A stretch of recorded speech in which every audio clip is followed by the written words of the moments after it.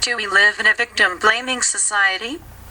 Many may dismiss such a claim out of hand, cloaked in the matrix of the just and free world lies, but as a philosopher, I believe it is my duty to ask such questions and really delve into their core meanings. To quote another philosopher, Maurice Merleau-Ponty, in order to see the world we must break with our familiar acceptance of it. And in doing so question everything that we may have been told is true or led to believe in our society. Part of being anarchist or trancentionist is obviously the anti-Darwinist ideals, and the acceptance that conformity to a social hierarchical system is, in fact, one of the ways in which social Darwinism can manifest itself. Our creativity, objectivity, awareness, and even fairness have roles to play here. Our higher traits will aid us on the journey to knowledge and enlightenment. We may not live in a Catholic papacy-controlled Europe anymore in which the church orders frequent torture, drownings, and burnings of heretics and witches, all who were frankly innocent in the truest sense of the word, but in reality, we haven't moved much past similar modes of thinking. The Enlightenment age sparked a brief hope, and debatably the rise of communism as well, but both these things fell into obscurity as new hierarchies arose, and old ways of thinking were erected under new cloaks and guises, people not willing enough to oust these new specters as the same old concepts, or perhaps not able to plainly see them. Industries and the means of production moved again further from our hands. As the rise of globalism and the multinational corporation occurred, we fell into a new trap of conformity, consumerism, and the planned waste of the earth's materials, by a planned obsolescence and a deliberate attempt to kill off the repair industry. Even fashions and fads are designed to appear dated and contrasting come next season to con us into faster consumption. All the while a mass slavery of the third world is occurring to pump out cheap and disgracefully named throwaway goods, as rivers and soils are poisoned by acid smoked up by bellowing factories. And scarcity is far from eliminated. An example of how this type of society may play out into victim-blaming scenario is easy enough to picture.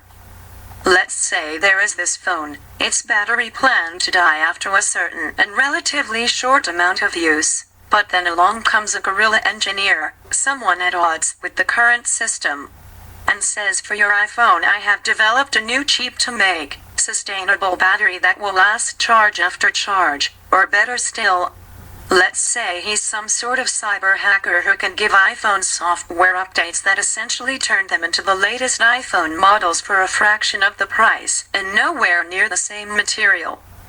Impact. Such a man would not be around long before the big corporations demanding their profit monopoly would come down on the little guy, who by the law would be considered a criminal. But by anyone else's eyes, at least by a reasonable person's logic, is a victim of the system. Yet when he tells people he's being taken to court, they ask what he has done. Never mind the system of wage slavery, monopolies, and social hierarchies, what has he, the one man who dared to turn against the tide, done? This is victim blaming, and just one hypothetical example of a corporate case of this dated and sickening thought path. Going back to the long clasp of Catholic-dominated Europe, we can easily draw comparisons between the freethinkers then who were burned at stakes during those times, and the freethinkers now who find themselves in court against mega-rich corporations.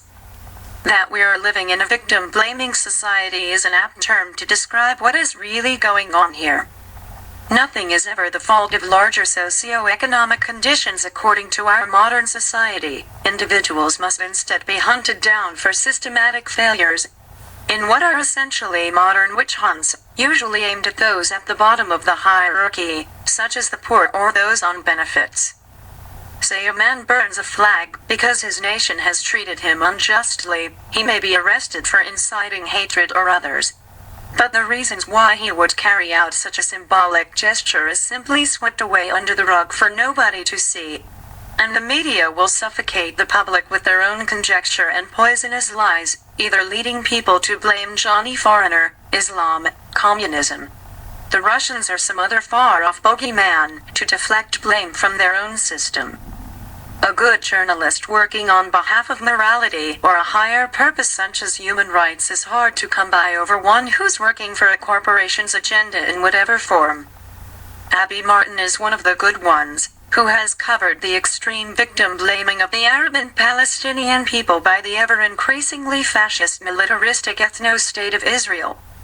In her documentary The Empire Files, it can be observed at one point that the Jewish people openly blame the victims of violence, believing they deserve it, simply for being born Arab.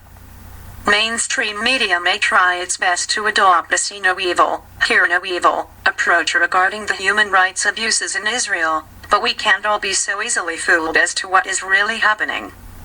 Some primitive ape man would say if a man is shot in the back by the police or executed publicly, then he deserves it. If an innocent Muslim woman is forced out of her garments, then she deserves it. If a parent loses their child to the adoption industry, it is somehow their fault. If a person is poor or homeless, too bad, they should have worked harder. If a woman is attacked on a night out whilst walking home, then she clearly shouldn't have been alone. If a kid is given the cane, then they should have behaved.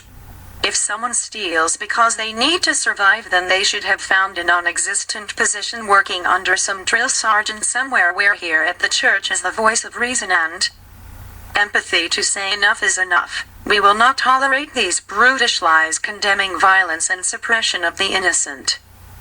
Even if a man goes to court, it seems he is deemed guilty for the simple act of being summoned. If someone surfs the internet using Tor browser, then there is obviously a sinister motivation behind it. And if someone hates their country, there is no possible logical reason other than them being some sort of crazy, mindless, terrorist sympathizer. The culture of victim blaming under further scrutiny becomes obvious and apparent is a huge human rights issue, and one in which the case of modern Israel, copyright and intellectual property laws, and was in the Catholic days of Inquisition, become indistinguishable as a common threat against the concept of liberty. That threat is called victim blaming, and is freely taken up by people in all nations who attack immigrants, refugees and the poor.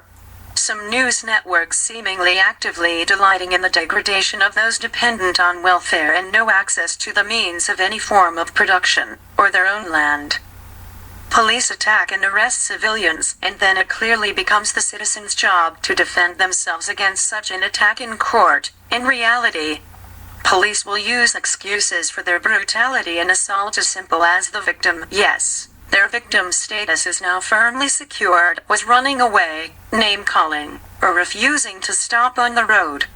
It's essentially rapist ideology in action. If you resist, and you get screwed harder by these people.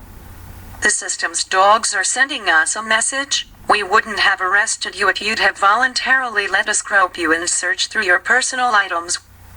Now what is the real difference between that and I wouldn't have raped you if you'd have let me do it voluntarily? There is not much of a difference, really. It's all based on the same notion of hierarchical oppression and blaming the victim for their own mistreatment. It becomes evident why a range of violent attacks, rapes and sexual assaults happen so regularly across our society. It is simply ingrained in our society of coercion and our society's mindsets. We are actually being conditioned to rape and kill one another because of Darwinist competition and domination culture and its warped principles, while simultaneously at the same time as some of us, generally those who are not rich, celebrities, or authorities, are arrested for doing so in our culture of hypocrisy.